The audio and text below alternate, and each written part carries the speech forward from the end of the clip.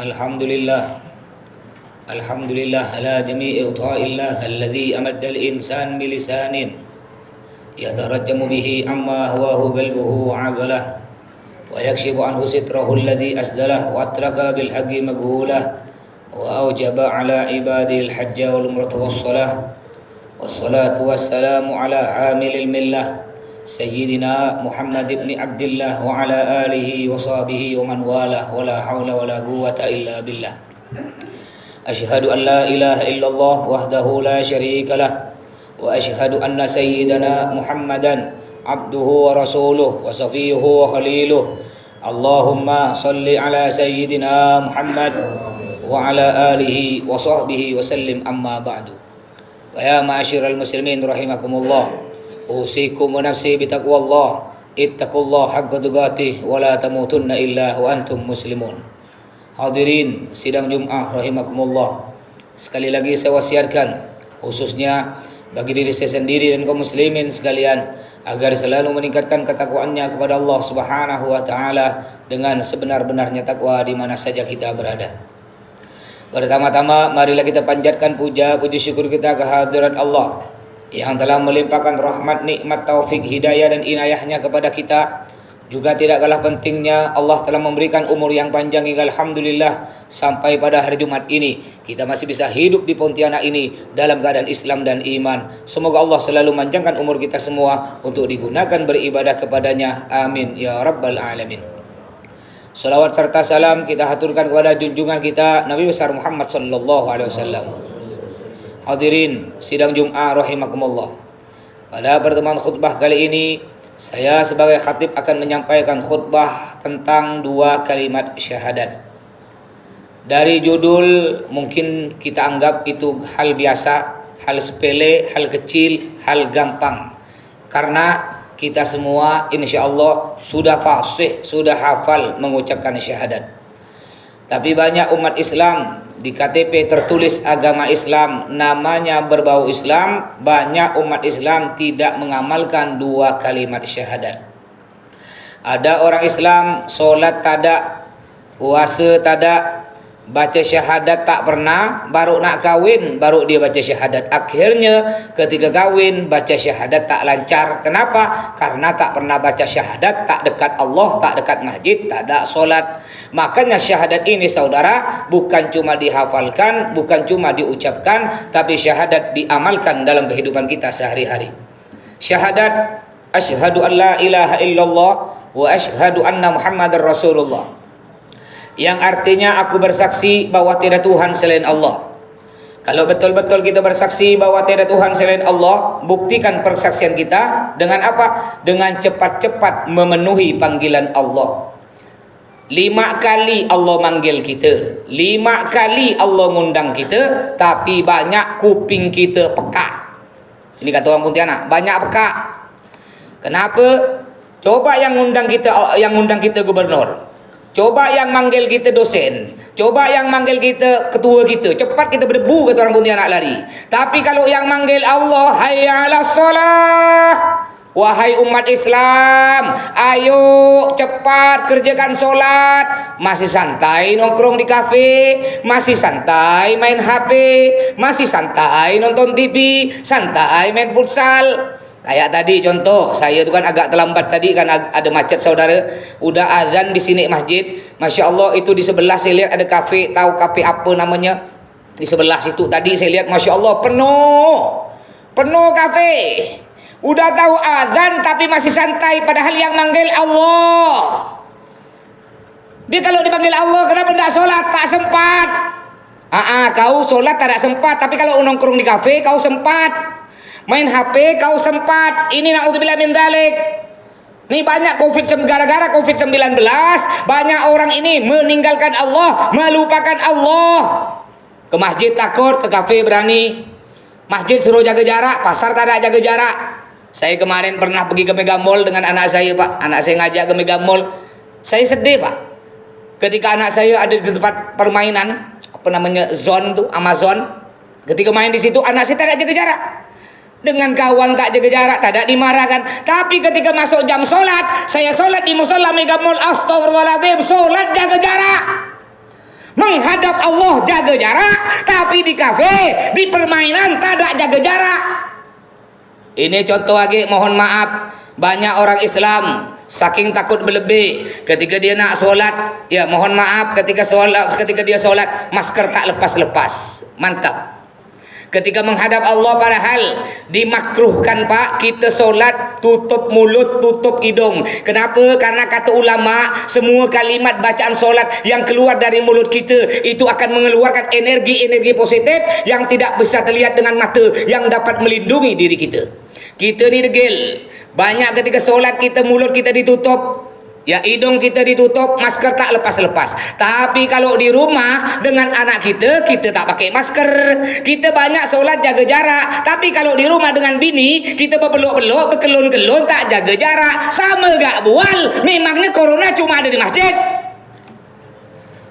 Makanya saudara, ini peringatan untuk kita semua. Kalau ingin selamat dari corona ini, dekati Allah, bukan malah menjauhi Allah. 5 kali Allah manggil kita. Hayya 'alal falah, wahai hambaku, wahai umat Islam, ayo raih, kejar keberuntungan, sibuk dengan urusan dunia. Lihat umat Islam, ketika dia tak berduit, banyak utang, belum jadi pegawai negeri, Masya Allah, rajin ke masjid, 5 waktu ke masjid, jam 3 malam udah ada ke masjid. Ketika tak berduit, tapi ketika udah kaya, uang miliaran, tanah hektaran, Allah dilupakan. Sibuk dengan maksiatnya, sibuk dengan judinya, sibuk dengan kafenya, sibuk dengan zinanya. Baru punya motor buka bungkus tidak solat, baru punya mobil Avanza tidak solat, baru penghasilan sebulan 10 juta tidak solat. Saudara, Nabi Sulaiman itu sangat kaya. Tapi walaupun Nabi Sulaiman orang terkaya, beliau tambah kaya, tambah rajin solat. Sampai-sampai ada lagu kita biasa dengar, Nabi Sulaiman kaya, tapi beliau solat. Nabi Sulaiman kaya, tapi beliau solat. Tahu tak kayanya Nabi Sulaiman? Kekayaan kita sepontianak nih, Kalimantan Barat digabung, tak jepit separuh. Nabi Sulaiman Pak, saking kayanya, beliau punya gudang, bukan rumah. Kalau rumah itu kecil, ini gudang. Gudangnya lantai emas, dinding emas, atap emas, pintu emas, gembok emas, kuncinya emas. Dan kalau nak buka kunci tersebut, kuncinya harus dipikul 7 orang dan isi gudang emas. Kita baru punya emas 10 gram, Masya Allah udah tak solat. Tapi walaupun Nabi Sulaiman kaya, ya duit tak berseri, tambah kaya, tambah rajin solat, tambah dekat kepada Allah. Makanya saudara-saudara, ayo buktikan syahadat kita. Kita setiap hari baca syahadat ketika sholat. Aku bersaksi bahwa tiada Tuhan selain Allah. Tapi kita masih mengentengkan panggilan Allah, masih santai dengan panggilan Allah. Ada orang yang begitu. Kalau ditanya ngapa tak sholat, tak sempat. Ngapa tak ada haji, tak ada sempat. Ngapa tak ada bertobat, belum sempat. Hati-hati, malaikat pencabut nyawa selalu sempat nyabut nyawa kita. Baik kita sempat tak sempat, malaikat selalu sempat. Mumpung hari ini malaikat belum sempat, rajin-rajin sholat, cepatlah bertobat. Banyak umat Islam sekarang begitu, enteng sholat. Nih besok hari Sabtu Ahad biasanya banyak acara kawin. Coba lihat acara kawin tuh, pengantin baru tak sholat, kedua besan tak solat, pagar ayu tak solat, tukang masak di dapur, tukang rias pengantin tak ada solat, tukang parkir, tukang syuting, tukang foto, tukang sound system tak ada solat. Bagaimana mungkin akan memperoleh keturunan yang soleh dan solehah? Permulanya saja sudah bermaksiat kepada Allah, tidak solat. Makanya kalau besok Sabtu atau Ahad, jangan biasakan ngomong Minggu Pak ya. Minggu bukan bahasa kita orang Islam. Kita orang Islam itu ada bahasa namanya Ahad. Kalau bukan kita yang menyebarkan bahasa Islam, siapa lagi? Kecuali kalau ada orang nanya Ahad itu apa? Ahad baru kita jelaskan, Ahad itu Minggu. Tapi biasakan kita menyebarkan syiar-syiar Islam. Umpamanya besok bapak ada acara di rumah keluarga atau rumah seorang, hari Sabtu Ahad ada acara kawin, gunting rambut, turun tanah dan lain sebagainya. Lalu masuk waktu azan duhur, ya, bilang ke tukang sound system, matikan tuh lagu. Kita ambil mikrofon, kita umumkan, wahai para tamu undangan, sekarang udah masuk waktunya sholat, jangan lupa kerjakan sholat. Masalah tamu tak sholat urusan dia, yang penting kita tuan rumah udah beritahu. Ini kadang-kadang malah tuan rumah ngajakkan tak ada sholat. Udahlah tak usah sholat, besok kan masih ada. Astaghfirullahaladzim, na'udzubillah min dzalik. Wa asyhadu anna Muhammadar Rasulullah. Lanjutan syahadat, dan aku bersaksi bahwa Nabi Muhammad adalah utusan Allah. Kalau betul-betul kita bersaksi bahwa Nabi Muhammad adalah utusan Allah, buktikan persaksian kita dengan apa? Dengan memperbanyak membaca sholawat kepada Nabi Muhammad sallallahu alaihi wasallam. Apa kata Nabi Muhammad? Man shalla alayya salatan sallallahu alaihi asra salawat wa hatta anhu asra hatiat wa rafa'a lahu asra darajat. Yang artinya, barang siapa membaca sholawat kepadaku satu kali saja, enggak usah banyak-banyak Pak, cukup satu, yang penting istiqamah, continue, selalu dikerjakan sampai mati.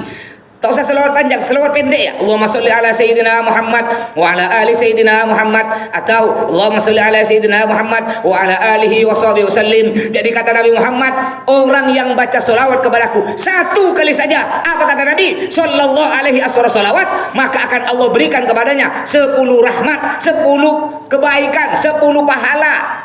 Tidak cukup itu, ditambah lagi wahatu'an wasyurahatiat. Orang yang baca satu selawat, kata Nabi, akan dihapus darinya 10 dosa.